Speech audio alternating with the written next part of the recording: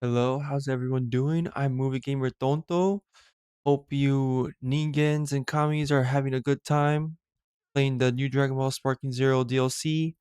I have not gotten it, and I'm making this video to find a way if it to justify getting it or not. You see, I haven't really played Sparking Zero in a really long time, but all this commotion ever since the game first launched has made me kind of realize something. And hopefully by the end of this video, we can find some light into this topic. You see, it's kind of got me thinking about the past and how games are nowadays. So what am I talking about? You can look at this game right now with versus the older games, Sparking Zero versus Budokai Tenkaichi series.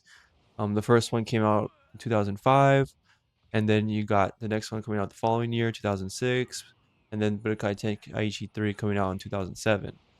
All right, so if you want to think of it like that, you can say that these on back in the older days, they were just not able to, obviously put patch notes and add DLC to the game, so they would just release a new game, a sequel, and then add another sequel until they find like I guess third time's a charm, and then that's what everyone is really loving with, beloved game like Budokai Tenkaichi 3.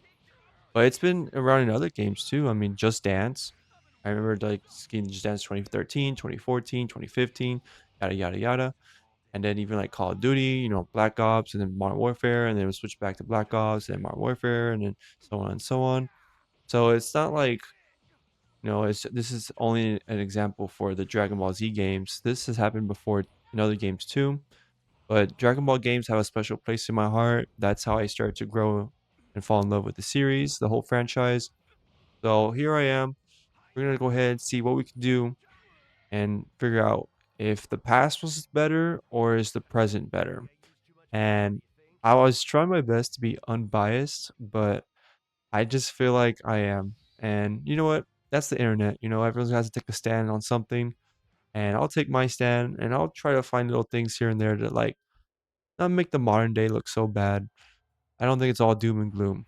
So with that said, I want to look over some topics like the prices. How much is it to buy all those three of those games when they first come out versus, Dragon Ball Sparking Zero, the total price you have to pay to get everything in that game. So we can start that right now. Sum it up. Budokai Tenkaichi was 40 bucks on the PS2, believe it or not. Then you got move on to Budokai Tenkaichi 2. That was 50 bucks. All right. And then Budokai Tenkaichi 3 was also 50 bucks. All right. So 50 plus 50 is 100.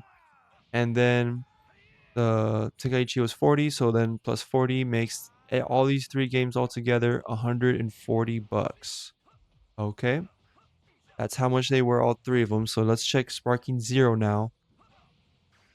The Dragon Ball Sparking Zero, $70 plus 35, which is 105, and then plus another 35 means this game was 100 altogether is $140, not including the Ultimate Edition. If you paid for that, I think it comes with a season pass, so I think the math still is around the same.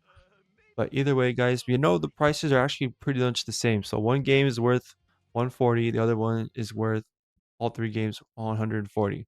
So based on that factor, what do you think is best? Do you think three games is better than just having one game just with more content and content and content? But speaking of content, let's actually look and dive a little deeper into what each game had. All right, so Budokai Tenkaichi, of course, has story mode. Of course, had the tournaments, and I'm pretty sure they had like mission modes where they did challenges and the tournaments. I think I already mentioned, but I really was a big fan of the tournaments in those games. Um, there's probably other little things here and there, but to be honest, Budokai Tenkaichi was the one I liked the least. I was more into two and three. Now let's move on to Tenkaichi 2. So in that, I was looking for footage and I saw some things, I really liked what I remember was like like in the story adventure mode, you have the map so you can fly around, go to places. And then once you find like an opponent or you're going to do the next challenge, the mission, you could like customize the Patara. I don't know, they call like the Patara Z rings, and then you can make your character stronger and have them level up. That way they're ready to fight their next opponent. It reminded me of like power levels, like scouters. So I thought that was really cool that they use that number system to be like, okay, my character's not strong enough yet. I need to level him up, or I can use other like. I was watching some Budokai Tenkaichi 2 content, and I gotta say, gosh darn, that the music hits. My dog agrees with me. Just wanted to say that, and I just know where to fit that in, so I just threw it right in the middle of the video. All right, let's keep going. Items to help get them to where they need to be in order to beat this guy. I really did like that in Tenkaichi 2. So as far as the story went, it was really good. That was my favorite adventure story mode out of the three. And then of course you got the tournament mode, you got other missions too, like survival. I'm pretty sure they also had like things like that. And then moving on, we go to Budokai Tenkaichi 3, and this actually played earlier today. I have it on my Wii. I can't capture any footage, of course, but I played it and I looked it over, and honestly, it looks pretty legit. So I know the story mode, I've always thought it was kind of lamer, but I still played it a lot. I still really like to relive, like, if there was like a moment in Dragon Ball Z I wanted to go back to, I used that game. Like my favorite thing to do was to be in the Frieza saga, and I play as Frieza, and I'm just knocking off the Z fighters one by one. That always felt awesome. And then going with Goku, because I feel like they always gauge their the offense and stuff, their powers, of how much they would be in the actual game, like an actual anime. I'm sorry. And so it's just really great to just see all that damage, just taking all this damage and giving them like just a run for their money. I really did enjoy that. And then I looked at the game modes in Tenkaichi 3, and of course you got the tournaments. All right, you had like more tournaments. You have the Yamcha Cell games, other world tournaments, and then you have like those game modes with Dr. Dro's computer, where it's like survival mode, and then there's like 100 missions, and they give you like these situations where you gotta fight, a certain number of characters. You gotta build up your team, other things like that.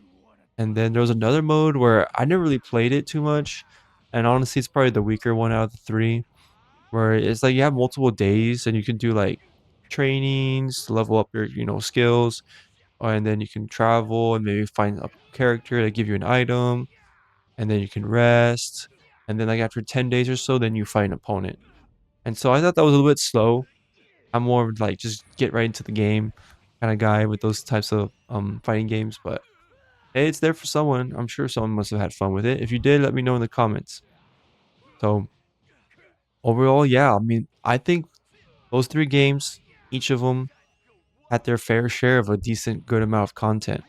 I don't think you're gonna feel like you're wasting your money, buying the next one, because I feel like they did always kind of stand out in their own way.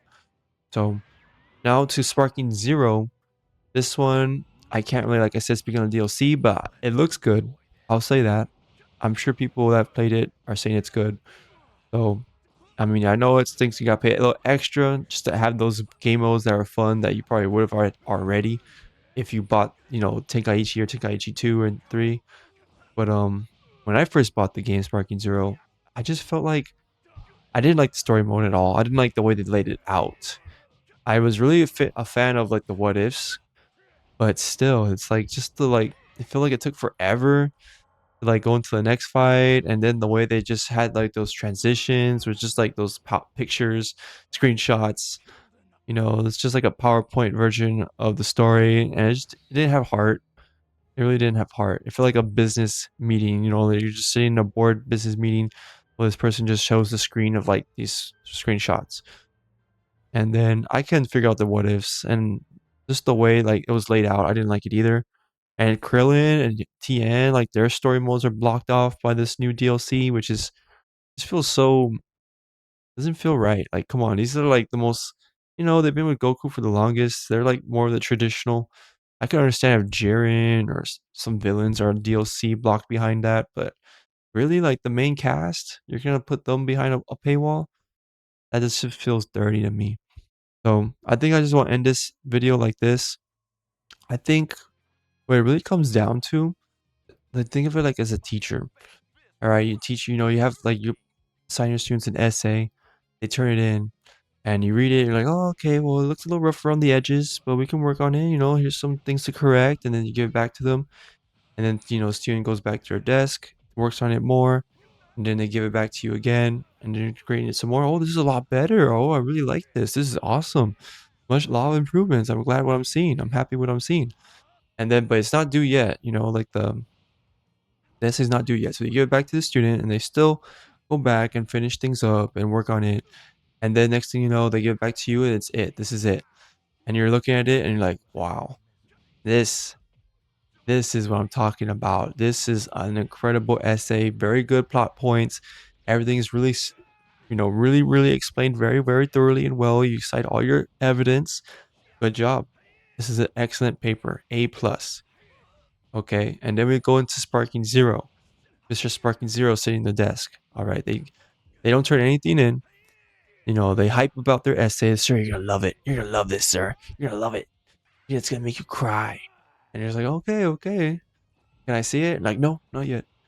And then, the due date comes. They turn it in, and you look at it, and you're like, it's not done. It's only like you only did like half of the essay, and then they tell you, don't worry, sir. I'll finish it up next week. I'll finish it up. Don't worry, it's gonna be incredible. I just didn't have time. Well, I'm like, okay, but I gave you time, and the due date was today, so I can't. There's no corrections. You can't add more to it. That's it. It's over. What? Nonsense, sir. Nonsense. I could do it. I'll fix it up. I'll give it to you next week. Don't worry.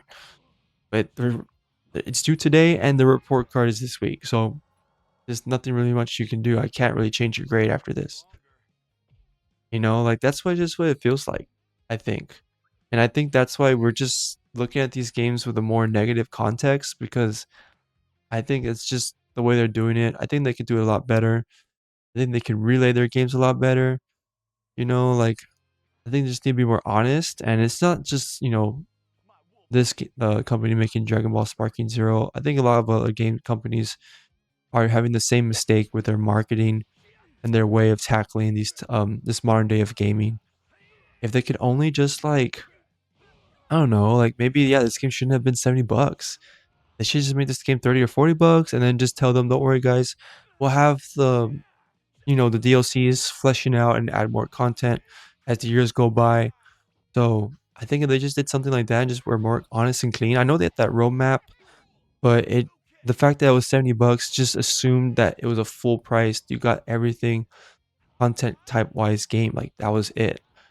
And then they were just gonna add. We didn't even know what they were adding more. I think that was just a mystery till they eventually tell you, which is just not really a good. I think it's not a good quality to have. Like you should be honest and tell them there's more game modes coming. We have this one planned out. Here's a picture. It's like the concept art of it. We just need more time to work on it.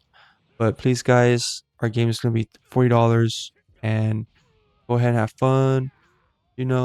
Tell us your feedback, and we'll add that more into the next DLC big, launch updates and stuff. Maybe that's the way they could have fixed it, but you tell me, guys, what do you think they could have done so that people wouldn't just talk smack and trash and just be so negative about this game? But all right, guys, have a good one. Take care. Hope something good happens to you this month. Like and subscribe. I'm Movie Gamer Tonto signing out.